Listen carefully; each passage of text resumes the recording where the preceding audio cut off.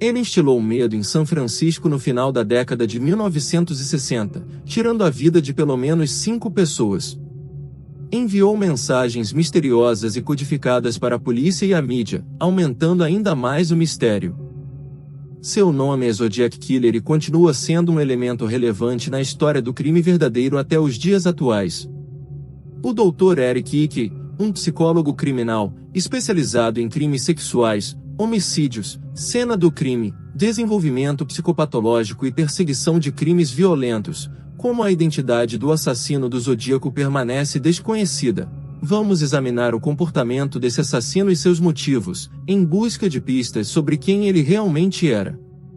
Acredito que o Zodíaco exibia um alto grau de narcisismo e inteligência, desejando atenção ao matar esses casais, colocava-os imediatamente no centro das atenções, demonstrando astúcia suficiente para evitar ser capturado pelo FBI. As vítimas do assassino do Zodíaco foram descritas como vítimas de assassinatos brutais, aparentemente aleatórios. O primeiro caso definitivamente atribuído ao assassino do Zodíaco foi o assassinato de David Faraday e Betty Lou Jensen, ocorrido pouco antes do Natal, em 20 de dezembro de 1968. Supostamente, o assassino do Zodíaco abordou o casal em seu veículo, ordenando-os a sair sob a ameaça de uma arma, e atirou neles, matando-os antes de desaparecer. Acredito que o objetivo inicial do Zodíaco era ganhar notoriedade, chamar a atenção era uma forma de ele sentir-se poderoso, executando pessoas e saindo impune.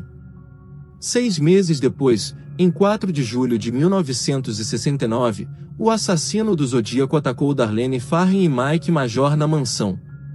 O modo de operação foi semelhante, mas dessa vez Major sobreviveu gravemente ferido, enquanto o Zodíaco não roubava ninguém naquele momento, apenas atirando a queima-roupa.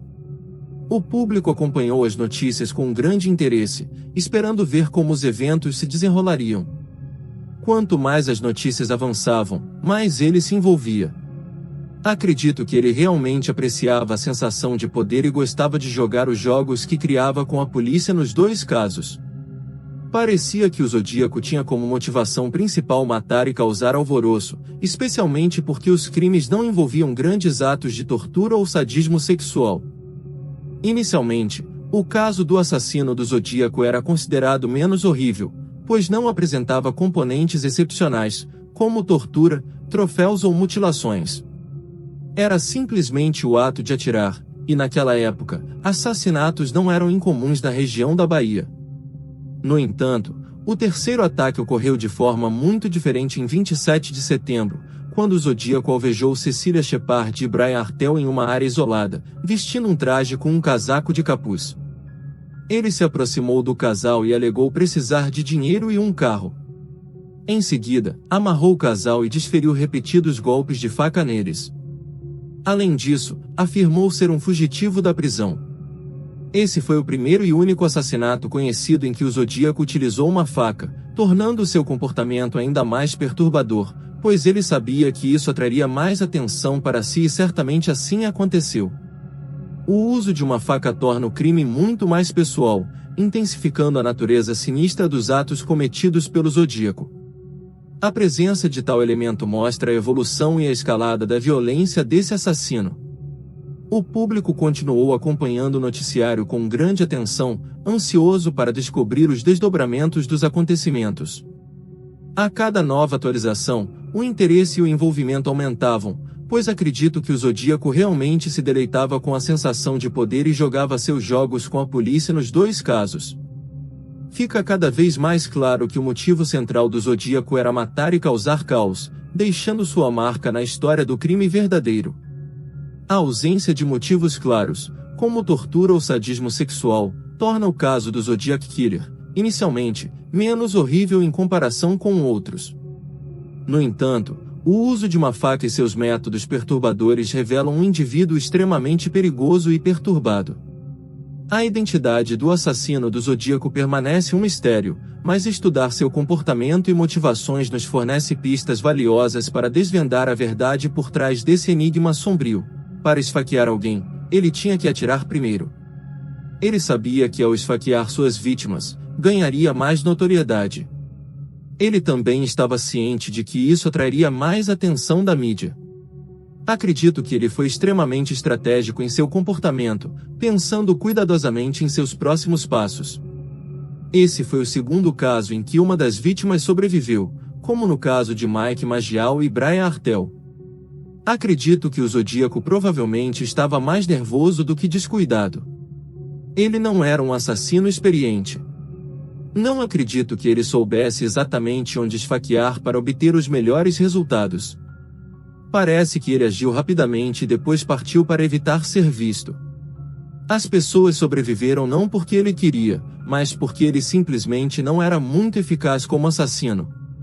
O Zodíaco cometeu seu último assassinato confirmado em 11 de outubro, quando pegou um táxi e atirou no motorista, Paul Stein, a queima-roupa com uma pistola de calibre 9 que não correspondia à arma utilizada nos outros assassinatos. O Zodíaco gostava de misturar seus modos de operação, atirando primeiro e depois esfaqueando as vítimas. Isso mantinha a polícia confusa e dificultava a investigação. Ele realmente estava brincando com a polícia. Não importava para o Zodíaco quem ele matava, ele apenas queria uma resposta do público. Atirar em um motorista de táxi não era um problema, ele poderia fazer isso e depois ir embora. Ele estava assumindo o controle de São Francisco através desses assassinatos. O Zodíaco começou a se corresponder com a polícia e a mídia entre 1967 e 1974, enviando mais de 20 cartas. Nessas cartas, ele revelava detalhes dos crimes que apenas o assassino saberia e se autodenominava o assassino do Zodíaco. Ele também entrou em contato com a mídia, espalhando sua notoriedade pela cidade e pelo país. Tornou-se um grande caso e ninguém conseguia capturá-lo. Ele gostava do jogo e era sobre vencer, então, a primeira carta que o Zodíaco escreveu basicamente dizia: a primeira cifra do assassino não era complicada e foi decodificada rapidamente por um casal. A cifra, com erros ortográficos incluídos, não revelou a verdadeira identidade do Zodíaco.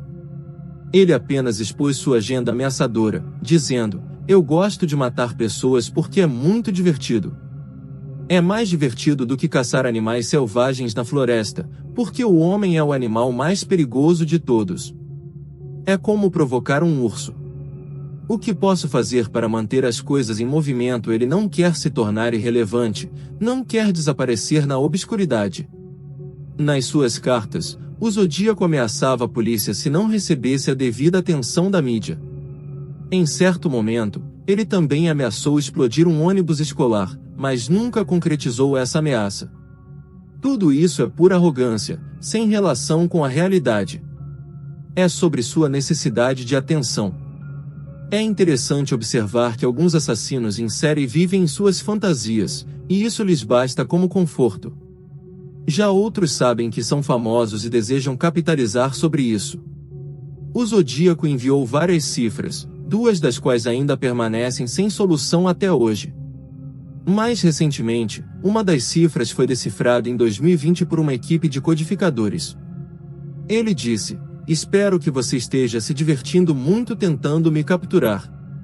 Não era eu no programa de TV. Isso mostra que não tenho medo da câmara de gás, pois me enviará para o paraíso mais cedo. Agora, tenho escravos suficientes trabalhando para mim. Nada mais importa quando isso acabar se a morte que eles temem. Eu não temo, porque sei que minha nova vida será fácil. A morte é meramente uma figura de linguagem, uma mera ilusão de tudo ser sem sentido. O objetivo do Zodíaco era apenas manter a panela mexendo, manter o mistério vivo. Mas é preciso admitir que ele construiu um enigma que durou muitos anos, sem ser desvendado. Após a morte da vítima Paul Stein, o Zodíaco, de repente, parou de matar. O assassinato cessou abruptamente, e o Zodíaco não foi mais ativo. Talvez ele esteja incapacitado, internado em um hospital ou preso. E não houve DNA suficiente para encontrá-lo e traçar o perfil desse assassino com base em como ele cometeu seus crimes. Do meu ponto de vista, com base no que sei do caso, podemos traçar o perfil do Zodíaco. Parece que ele era alguém com um emprego razoavelmente inteligente, que exigia certa astúcia. Ele acreditava ser mais esperto do que as autoridades e, aparentemente, escapou impune. Provavelmente, era um homem não respeitado o suficiente pela sociedade, talvez até mesmo por sua própria família. Isso provavelmente o incomodava e afetava sua autoestima, pois sentia que merecia mais. E, por fim, ele tinha que provar a todos que poderia fazê-lo e sair impune. Era alguém que olhava com desprezo para as pessoas em geral, sentindo-se superior e determinado a mostrar isso. Ao longo da investigação, a polícia interrogou várias pessoas consideradas suspeitas, incluindo uma lista de 4 suspeitos proeminentes: Richard Gikolski, Arthur Lee Allen, Richard Rick Marshall e Lawrence Kane. Arthur Lee Allen faleceu não muito tempo atrás. Acredito que ele tenha sido um dos principais suspeitos. Arthur Lee Allen apresentava várias circunstâncias interessantes que o tornavam uma possível pista. Por exemplo, ele teria recebido um relógio do Zodíaco de presente de Natal em 1967. Ele usava o relógio até que fosse apreendido durante uma busca realizada em 1991. É possível que tenha sido nesse momento que ele adotou o nome do Zodíaco. O emblema do relógio apresenta um símbolo em forma de cruz, semelhante ao símbolo do assassino do Zodíaco. Após receber o relógio feito por Allen, ele fez vários comentários a um amigo sobre um livro que ele queria escrever, envolvendo fantasias com um assassino chamado Zodíaco, que matava casais aleatoriamente e desafiava a polícia. Ele também demonstrou fascínio pela ideia de caçar pessoas. Durante uma entrevista policial em 1971, ele mencionou o romance O Jogo Mais Perigoso, que também foi referenciado em uma das cartas do Zodíaco. O Zodíaco deixou uma pegada de tamanho 10,5 no local do crime, e Allen também calçava tamanho 10,5, de acordo com um relatório policial. Em 1974, ele foi preso e internado em uma instituição psiquiátrica após ser acusado de abuso infantil. Após sua prisão, não foram mais recebidas cartas autenticadas do Zodíaco. Allen certamente poderia ter sido o assassino, mas não havia evidências suficientes para provar isso de forma conclusiva. Dos 4 suspeitos, ele provavelmente seria a melhor opção, mas quando fui chamado para atuar como consultor no caso do Unabomber, em São Francisco, eles afirmaram estar certos de que tinham um homem certo. No entanto, eles estavam 100% errados. Tudo se encaixava, exceto por essa pequena peça que não se encaixava, porque não era ele. Eles pensaram que tinham o suspeito correto.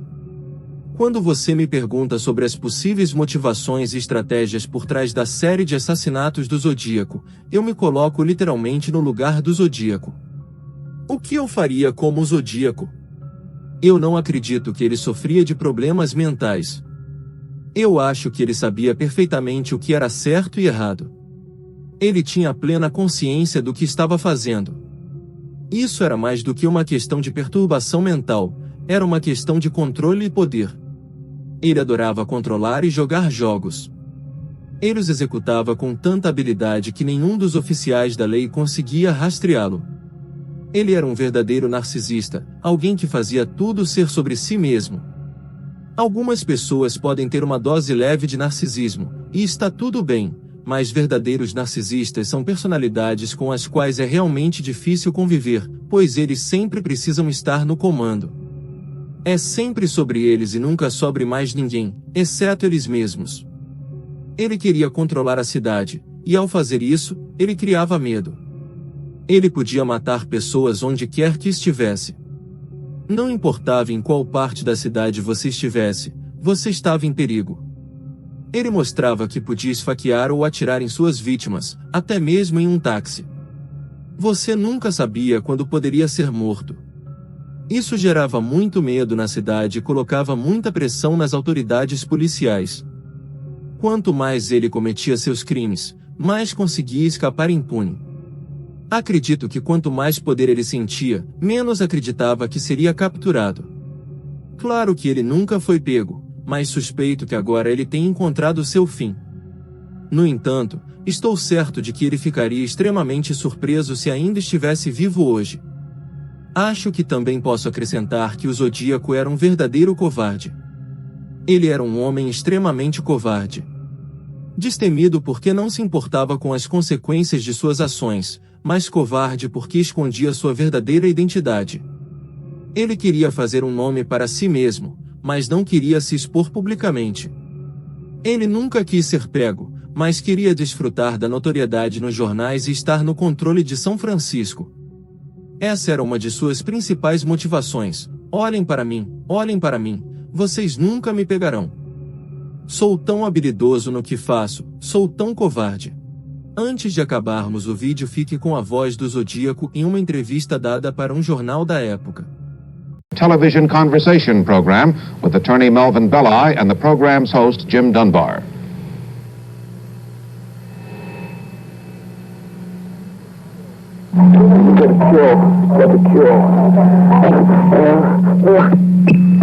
That was the voice of a man who called himself the Zodiac Killer. He's talking to attorney Melvin Belli by phone on a television conversation show.